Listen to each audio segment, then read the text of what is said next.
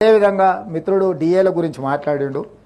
ప్రతి నెల మొదటి తారీఖు నాడు జీతాలు ఇవ్వడానికే తలప్రాణం తోకకు వస్తుంది. మా ప్రభుత్వ ఉద్యోగులకు నేను ఇక్కడ నుంచి విజ్ఞప్తి చేస్తున్నా, నెల నెల మొదటి తారీఖు నాడు జీతాలు తీసుకొని మనం ప్రభుత్వానికి కొంత సేవలు అందిద్దాము. కొంత సమయం పడుతుంది. ఈరోజు ఏమాత్రం ఏం చేసుకున్నా ఈ వ్యవస్థ కూడా దెబ్బతింటుంది. మన మొదటి తారీఖు నాడు జీతాలు ఇవ్వడానికి రిజర్వ్ బ్యాంకు దగ్గర అప్పుడప్పుడు చేబదులు అంటారు కదా అధ్యక్ష, ఊర్లలో అంటాం కదా, బ్యాంకు లోను షూరిటీస్ కాకుండా చేబదులు మళ్ళీ ఇస్తాం. 4,000 కోట్ల రూపాయలు చేబదులు చేసి ఫస్ట్ నాడు జీతాలు ఇచ్చిన అధ్యక్ష.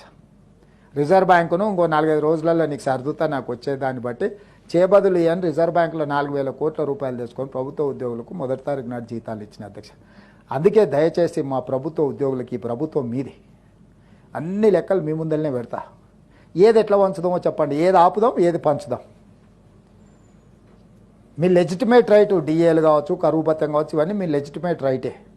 కానీ నిజమైన జీతభత్యాలు మొదటి తారీఖు నాడు ఇవ్వడానికే నిస్సహాయ పరిస్థితి ఉంది. నిస్సహాయ పరిస్థితి ఉన్నప్పుడు అప్పుడప్పుడు మనకు జ్వరం వచ్చినప్పుడు పథ్యం పాటిస్తాం అధ్యక్ష. మీకు ఐడియా ఉంది కదా అధ్యక్ష. కొంచెం ఆరోగ్యం ఇట్లట్లయితే ఒక వారం రోజులు నాన్ వెజ్ తినడం మానేస్తాం, తెలుసు కదా అధ్యక్ష. మనం అట్లనే మనకి ఏదైనా పరిస్థితి, రాష్ట్ర ఆర్థిక పరిస్థితి కొంత బలహీనంగా ఉన్నది. మా ప్రభుత్వ ఉద్యోగస్తులందరినీ నేను విజ్ఞప్తి చేస్తున్నా, అదనంగా ఏం కోరికలు కోరకండి.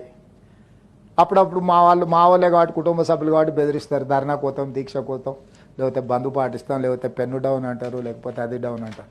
ఏది డౌన్ అన్నా మొత్తం ప్రభుత్వం డౌన్ అయిపోతుంది. వాస్తవంగా అమ్ముదామన్నా మా దగ్గర ఏం లేదు, మా దగ్గర మా సొంతంది ఏదైనా ఉంది అమ్మి పెట్టినా సరిపోదు. మనందరం జపాన్లో ఒక పద్ధతి ఉంది, నిరసన తెలపాలనుకుంటే ఒక 2 గంటలు ఎక్కువ పని చేస్తారంట అక్కడ ఉత్పత్తి. అంటే ప్రభుత్వానికి నిరసన తెలపాలనుకున్నప్పుడు జపాన్ లాంటి దేశంలో ఉద్యోగస్తులు ఒక 2 గంటలు అదనంగా పనిచేస్తారంట. అట్లాంటిది ఏదన్నా నూతన విధానాన్ని మా ప్రభుత్వ ఉద్యోగస్తులు తీసుకొని రోజుకొక 2-3 గంటలు అదనంగా పనిచేసి మా ప్రభుత్వానికి నిరసన తెలిపి ఆదాయాన్ని పెంచితే, పెరిగిన ఆదాయాన్ని తిరిగి మీకు అందరికీ పంచుతాం. ఆదాయాన్ని పెంచడం, పేదలకు పంచడమే ఈ ప్రభుత్వ విధానం.